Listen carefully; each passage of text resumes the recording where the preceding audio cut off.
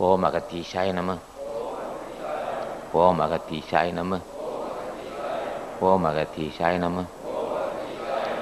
ஜீவகாரணியாளவனுக்கு வேலை இல்லை. ஜீவகாரணியமும் ஞான திறவுங்க.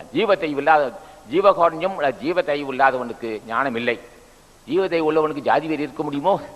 ஜீவத்தை உள்ளவனுக்கு பொருள் வெறி இருக்க முடியுமோ? ஜீவதேவனுக்கு வேற்றம் இருக்க முடியுமோ? இருக்கவே முடியாது.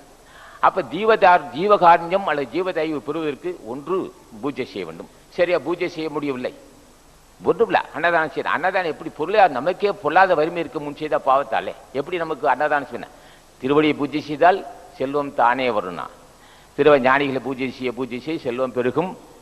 மேலும் மேலும் பூஜை செய்ய ஜீவகாரண்யம் உண்டாகும்.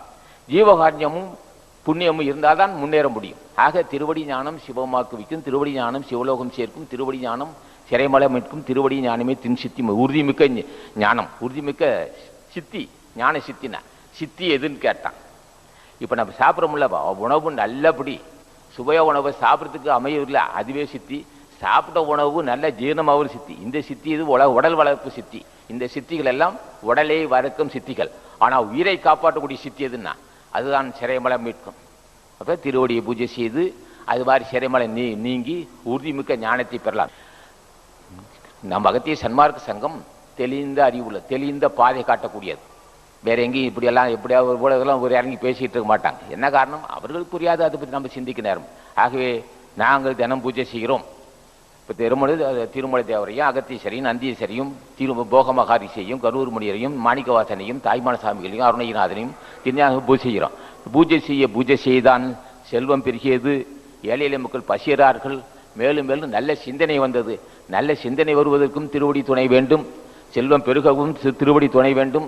மனிதாபிமானமாக நடந்து கொள்வதற்கும் திருவடி துணை வேண்டும்.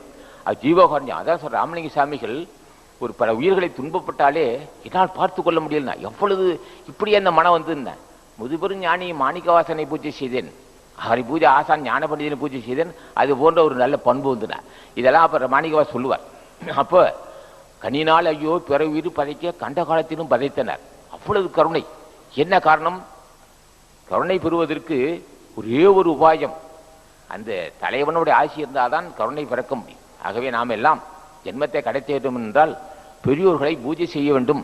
நாமத்தை ராமலிங்க சாமிகளே திருமலை தேவா காலங்கினா இப்போ சொல்லணும். சொல்லி முடிந்த அளவுக்கு ஒரு மாதம் 2 பேருக்கு அன்னதானம் செய்ய வேண்டும்.